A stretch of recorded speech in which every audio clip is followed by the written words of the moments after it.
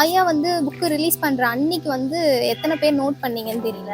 அப்போ வந்து அவரோட ஸ்பீச்லேயும் சரி, அவரோட செயல்லையும் சரி, அவர் கண்ணில் வந்து ஆனந்த கண்ணீரே வந்துடுச்சு அந்த புக்கு ரிலீஸ் பண்ணும்போது. அப்போ தோணுச்சு அந்த புக்கை கண்டிப்பாக வாங்கணும் அப்படின்னு தோணுச்சு. புக்கு எப்போ ரிலீஸ் ஆகும் நாங்கள் வெயிட் பண்ணோம். வந்ததுமே வாங்கணும். ப்ரீவியஸ் இயர் கொஷின் 20 இயர்ஸோட ப்ரீவியஸ் இயர் கொஷின் வந்து நம்ம வெளியில் எங்கேயுமே தேட வேணாம், ஐயா கொடுத்துருக்க புக்கே போதும். அதான் ஃப்ரீயாகவே கொடுக்குறாங்க. இந்த 3 புக்கு வாங்கினாலே போதும், அந்த புக்கு கண்டிப்பாக அவங்களே தந்துடுவாங்க. அந்த புக்கு பார்க்கும்போதும் சரி, அது வந்து ஈஸியாக இருக்குது ப்ரீவியஸ் இயர் கொஷின் பார்க்குறதுக்கு.